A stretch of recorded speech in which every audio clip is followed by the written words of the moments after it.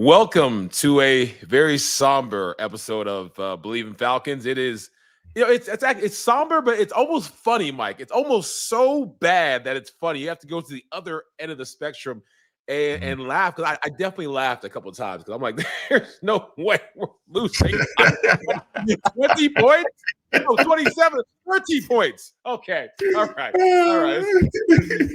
get it. We got punked. It's the 90s. Ashton Kutcher, come on out. We get it. It happened.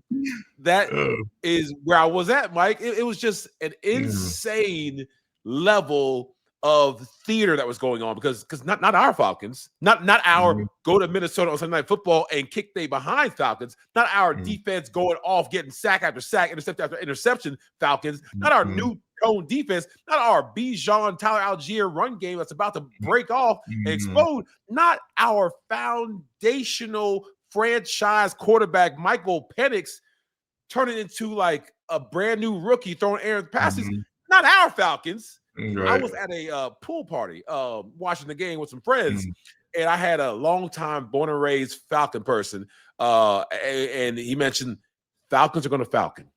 Right. Falcons are going to Falcon. He just shrugged his shoulders, and I was like, it's a dang shame when you have long-term Falcons fans who expect this, who can't even muster a smile to get excited when we are up or we do something good. Because, hey, let's do it 2 games in a row, 3 games in a row. Let's see if we can actually make this our new identity. 1 game, flash in the pan. I'm not convinced. Right. So I don't know, Mike. What I saw, it hurt my eyes and it hurt my heart and my soul, but it did for a lot of Falcons, man. What are your thoughts? Oh, man, actually, that was my first time laughing today, man. Man. Yeah, because that game is not funny at all, man. Yeah. It's like, you kind of think that this team was different after last Sunday. You kind of felt like you hope.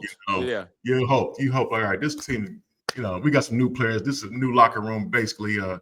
We got some new juice in there that's really like going to try to win every week. Going to at least show up every week. Did we expect that same performance last week on the defensive side of football to happen every week? No, but we want to get something like that resembles it a little bit. Like give us a little taste, of playing sound football on defense. Offense just didn't get off the bus, man. Offense just get up, it's still in the Flowery Branch. They at Gainesville. Right. Man, it's like Michael Penix accuracy was off today. Things wasn't right today. I heard the communications was messed up. They couldn't get the plays in because of communication problems with the headsets and everything. They're not using that as an excuse, but you know how difficult that can be. It can throw a wrench in the game. It can throw a wrench in the game for a little bit, just for a little bit. But 34-0, man, there's no excuse for 34-0. No matter what's going on, 34-0 is no excuse. 30-0, 34-0. What was it, 34? 30. I thought it was 34. Okay. I don't know. I can't remember. We're giving away points, man. We're giving away points. So it might be 40-0. That was embarrassing. Right. But that's what I'm saying. But I don't know how we bounce back from this. Like, what are we now? What are we now as a team? Because I don't know what are we at? Where are we at now? That's what I'm saying. Like, we lose this game, and we're back to square one. We don't have no kicker. We don't have no kicker. John Parker Romo. John Parker. Our play calling suspect on offense. We can't get no rhythm on offense. I don't know our identity as it is on offense. I really don't know. Maybe it's just there's that pistol formation. I don't know. I can't get over my head. What are we on offense for as a team? Even with the passes that Michael Penix could get to him, guys was dropping them too. So it was just no rhythm at all on offense. We just played flat all day, all across the board. Here's the thing, Mike. It's like and I'm a little biased here because I know Young Waku, and I've had a chance to connect with him several times off the field. And I even put out a post saying, hey, man, it's not just the man's fault. He makes mistakes. Like, I got it last year, was rough. But, then when that kicker made 5 field goals, I'm like, ooh, it's probably over for our boy. And then, he got cut, right before the game started.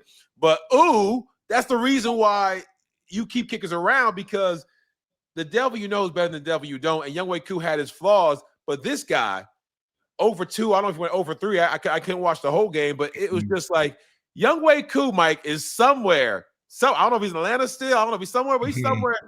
And a little smile, like the Grinch. Yeah. You know, curl up and smile. Like, hey, it's okay. Oh, I'm the reason we lost. My field goal losses. It wasn't the whole offense and defense. It was me. Yes, take your Parker no and see what happens. So I'm curious, Michael, what do we do with the kicker position? Because 0-2 is bad. It's like, and you saw during the game, there is a momentum shift. You know, it's that that mud duck momentum. If you miss a field goal after driving all the way down, it sucks the life out of the offense, the defense. We're like, we just wasted 8 minutes getting the ball back, driving down, doing all this stuff, and we got nothing to show for it. Nothing to show for it. Right. Not only once, but twice. Yes. Do they go back and get on their knees and tell Younghoe Koo, we was just kidding. We didn't mean to touch you. We know you missed a couple of kicks, but you're better than that guy. I mean, I don't know how GMs and teams work, but I do know if they're very prideful and they hate admitting they made a mistake. It may have been a mistake with Younghoe Koo. I get it. They're two sides of a coin. Both are missing field goals. But don't you want the guy who's made the majority of the field goals rather than Parker Romo, who got cut from his team for a reason too? Man, no, just make it. Hey, just find another kicker out there, man. You just gotta bring somebody else in. Not Younghoe Koo, not Koo. No, we can't go backwards, man. We can't go backwards. We can't go backwards because you know everybody head is messed up now. Everybody head is messed up. You know what I'm saying? Sometimes leave that old girlfriend alone, man. Don't keep going back to the old girlfriend, man. She's so good, Mike. She's so good. I can't quit her. I can't quit her, Mike. Oh my gosh! Oh, I just got to go back. Oh, no. I know it's hard, but you got to stay away. Man, I felt bad. I was just like that Homer Simpson thing where he goes back into the trees. I just wanted to go back into the trees for Parker Romo because you go 5 for 5, and I was looking at that first kick and I was thinking like, all right, now you've won the job. Now it's yours. Can you be the guy? Sometimes it's easier if you're a backup running back. You come in there to save the day. You're a backup quarterback. You go in there, nothing to lose. Gunslinging, free kick. I mean, your legs feel loose, and you're not all tight because if you mess up, you weren't supposed to do good no way. Right. When you're the guy, when you're the person who's supposed to do the thing at the high level every single time, it's a different world. Parker Romo was the guy right before he kicked it. I was like, I hope he doesn't miss this because it's going to look real bad. And then, ooh, wide right. Right. Ooh, wide left. Yeah, I said, ooh, that man going to be in trouble. And then zooming on his face. And he was just sitting there like, I'll just, these things happen. No, these things ain't supposed to happen. It happened last week. You were supposed to do 5 for 5 the week before last. So, I mean, that whole, it's like, that spirit, like that culture was in our whole offense and defense. Everybody was taking turns making mistakes, and it was big name players dropping balls, making mistakes, penalties. And our boy Michael Penix was leading the way by being the most inaccurate I've seen him in a long time. Right, and that's what's riding the Romo's missed kicks is like the performance of the rest of the team because the whole team played bad. So the whole team, everybody, everybody. So, man, I just say that's gonna be the long ride home from Charlotte, man. And I don't know. That's what I'm saying. I don't know how do we respond from this. Because we're a very young team, bouncing up, coming up that emotional win Sunday night. Yeah, and I knew it. I was afraid like how we can't overlook this Carolina team. This Carolina team is tough. Overlook them. Right. We got steamrolled. We got steamrolled. We got. Man, but give credit. And he said they got our coach too. Give the coaches credit because everything they called was working out well for them. They came out fired up and making plays, and that's what was missing on our side of the field. Like, all right, when we're in the funk, we probably just need one play. Somebody make one play to get that spark going on offense or defense or on the sideline. We need that sideline spark to get us going, get those juices flowing, and get into the game. I felt like we was never into the game. It was never a consistent level of, I think, production that we were able to get on offense or defense. It was just like we thought it was going to be like a big game, both sides, gunslinging. We shoot. Again, believe in Falcons presented by FanDuel. FanDuel, we talked about it last time. We thought the over-under was going to be not obliterated, but if we played well, we thought it was going to be like a very high offensive firepower game. And it wasn't that. At least for us, they got 30 points. That was, Michael Penix throwing interceptions and those getting run back. One pick six. One was almost a pick six. And Ray McLeod fell down, one of those interceptions. But still, Penix was telegraphing. He was missing guys. In the first play, it was just like a little bit off. And I was like, I hope he, gets back to form. Is this, Mike, preseason related? Is any of this? It's hard to say because last week was great. This week was not. It's hard to say preseason because both occurred with none of the guys playing the preseason. But I just like being right. So, I like to say that maybe in the preseason, if you would have played the guys, maybe you wouldn't gotten shut out. But who knows if that's true or not. I don't know. Some of it's still preseason related, man. I feel it's like the more reps you can get, man, the better that you can be. And the more consistent you can be. It's all about being consistent. It's getting, like I said before, we got an emotional win. Now let's ride that wave into the next week. Learn how to win back to back. Learn how to win the games you're supposed to win. That's how we get that maturity in this team. And right now we don't have that. I don't know if we're too young of a football team right now, Ovie, but it's there's a lot of young dudes playing in important positions, and that's not used to winning. So how do we get those guys that killer instinct of, all right, guys, we're supposed to beat this team. We're supposed to really annihilate this team. But annihilate. They embarrassed us after they embarrassed us the last week of the season last year. In a row, Mike. They embarrassed us 2 times in a row. Right. Now they look like they're a better team than us. They were twice. They're a better team. Carolina's a better team than us right now. We're not, but they are. They are, but they're not.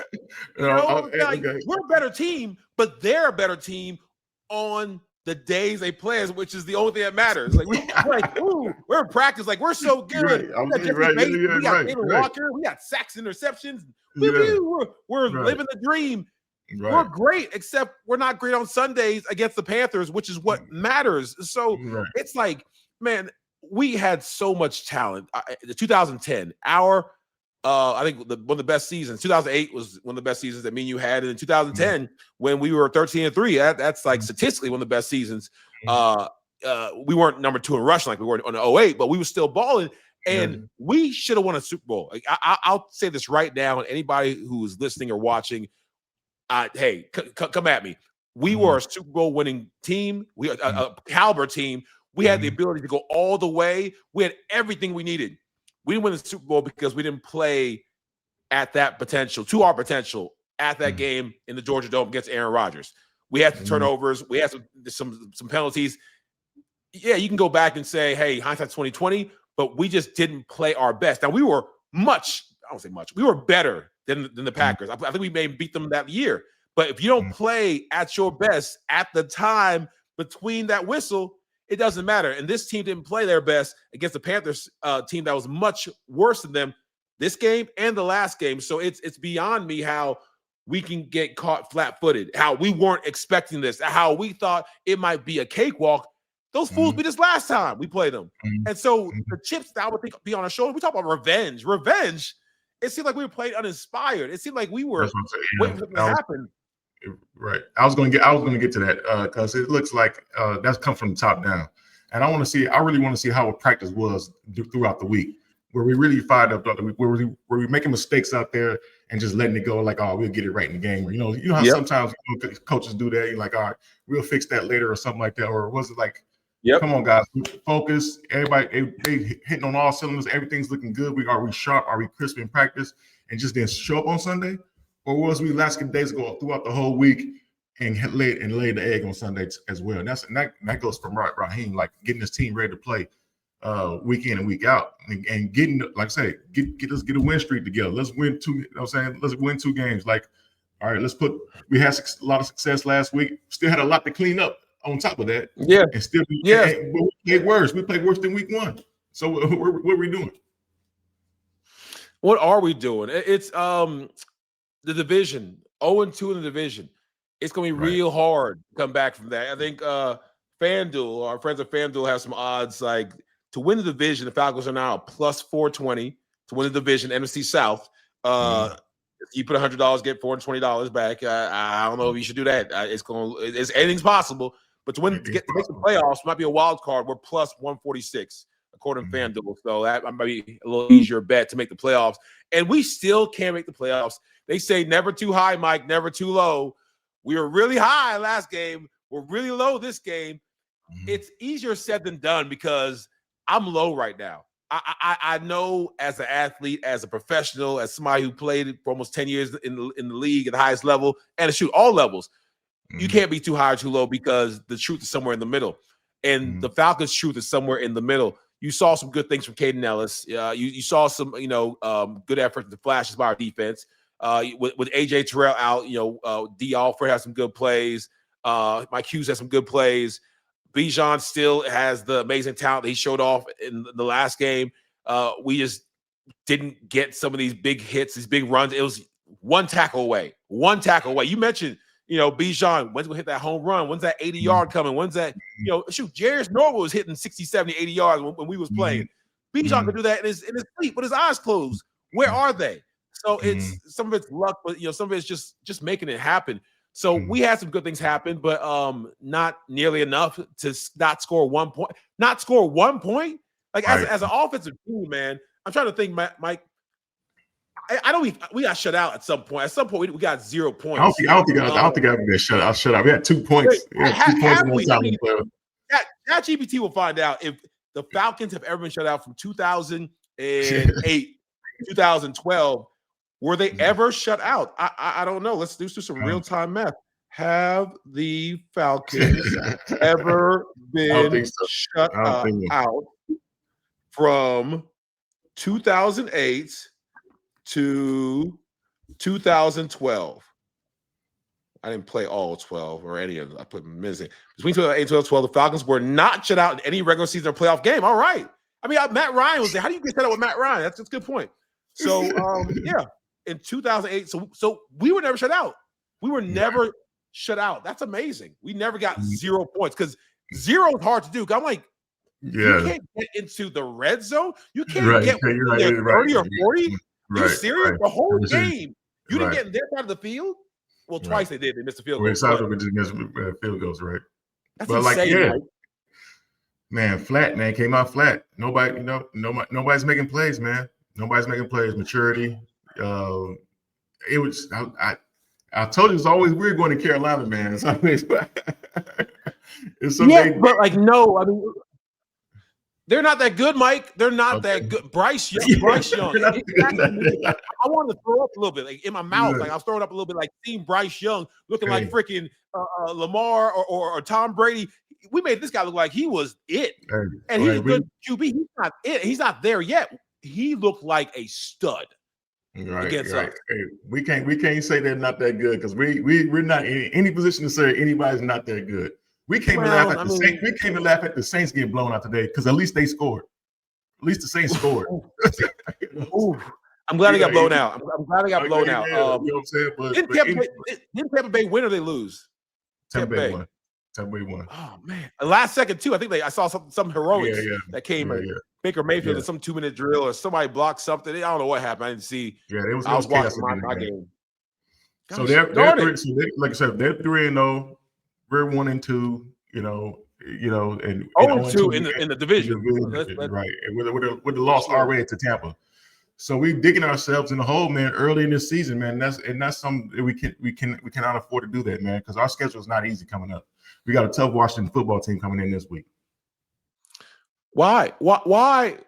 And I've seen some talk about, well, maybe this is good because it'll wake us up, and maybe this will get us, ready to go on a streak. What were we possibly thinking about to where we were half awake or half asleep or not treating this game like our revenge game? This should have been our Super Bowl because I love and I remember playing bad teams and saying, we talked about this last time. You said mindset was, I'm gonna go off. I'm gonna get my numbers. I'm gonna get my yards. I'm trying to build your legacy. And so you're like, hey, this ain't I'm gonna chill out. No, it's the Panthers. I'm about to go and get me 200 yards. And I was like, let's go. These linebackers are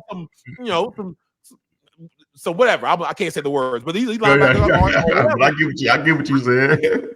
I love picking on these little soft, nifty, skinny 220-pound linebackers who thought that, I'm going to outmaneuver Ovie. I wanted to make examples of them. Shoot, I was trying to make the Pro Bowl as many years as I could my last couple of seasons because I knew, that anytime I can get injured, I'm getting older. They're going to try to replace me. So every play, I wanted to dominate somebody and run through their chest.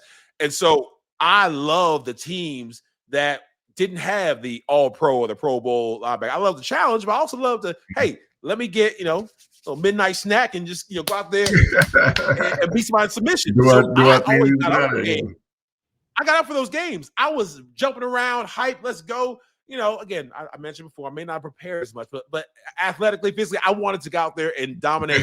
It seemed like these guys were sleepwalking at times. It seemed like these guys sometimes, and I wish I had the all 22, and I wish I had that little clicker rewind.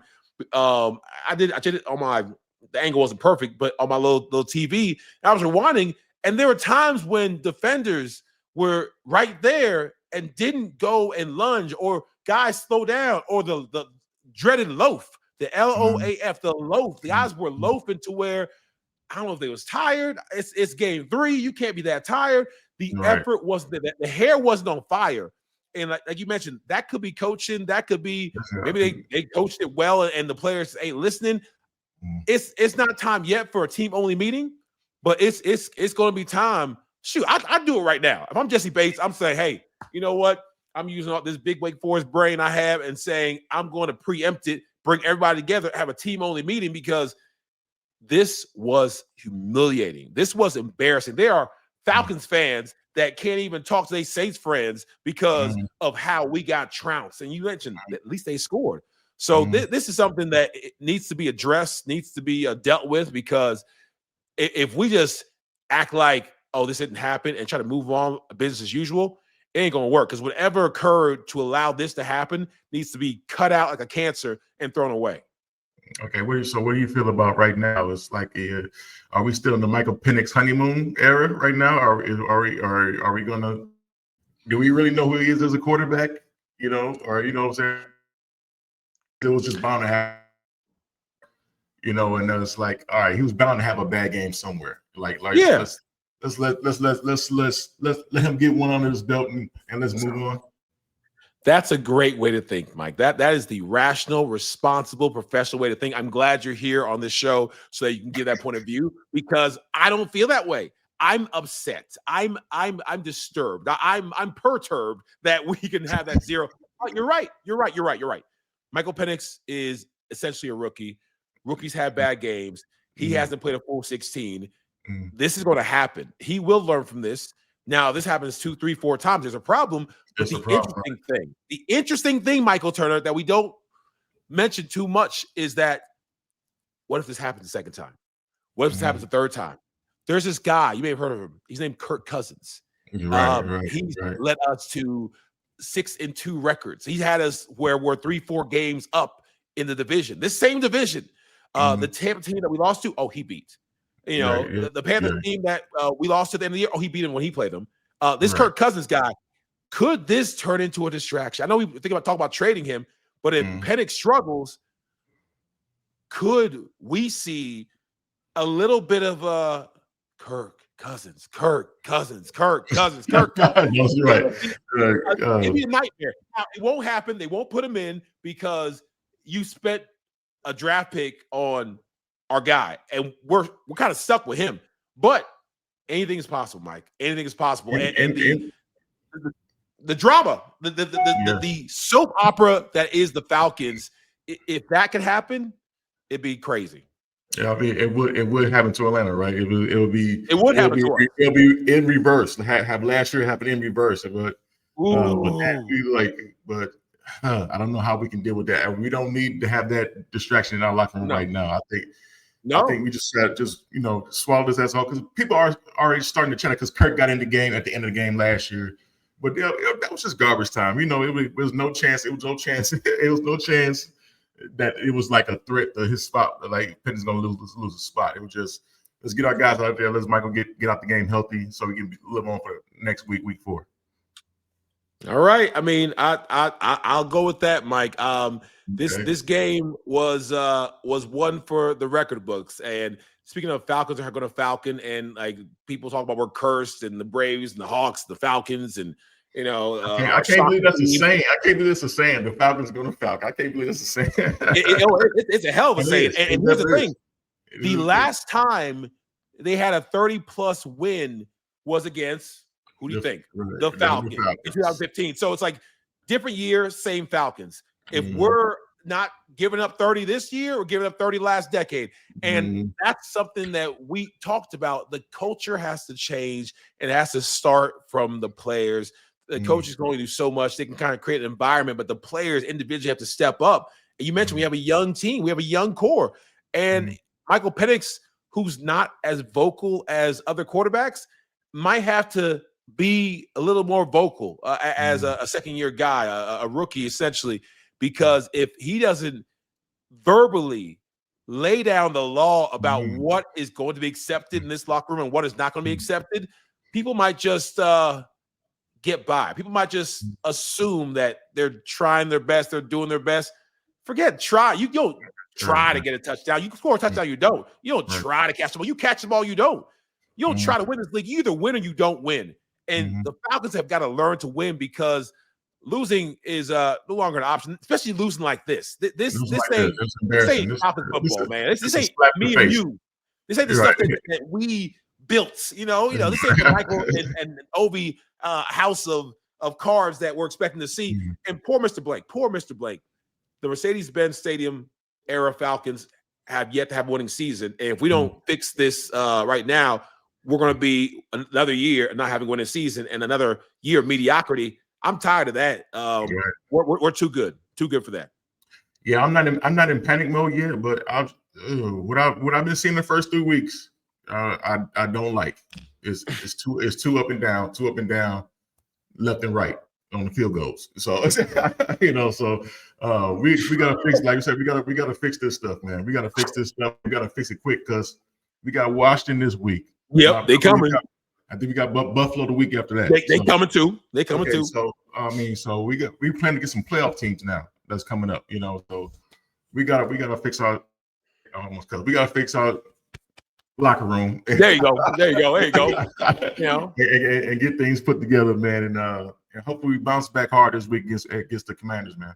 Yeah, we got to, man. Y'all again, appreciate the support. Like, subscribe, believe in the Falcons because they need it. They need all the belief and the love that they can get. So don't give up on us. Like, don't say I'm not a fair weather fan, and then you drop off because we lost 30-0. No. I get it. I'm upset. Y'all stay with us. Now this happens 2, 3, 4 times. I get y'all. Okay, it's one game. First game wasn't great either, but this is one game where we've shown our behinds and really giving y'all reason to walk away. Don't walk away. We're early in the season.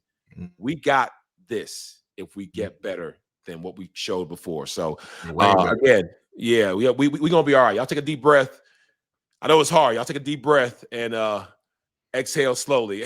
we gonna be all right. All right, y'all. Believe in Falcons.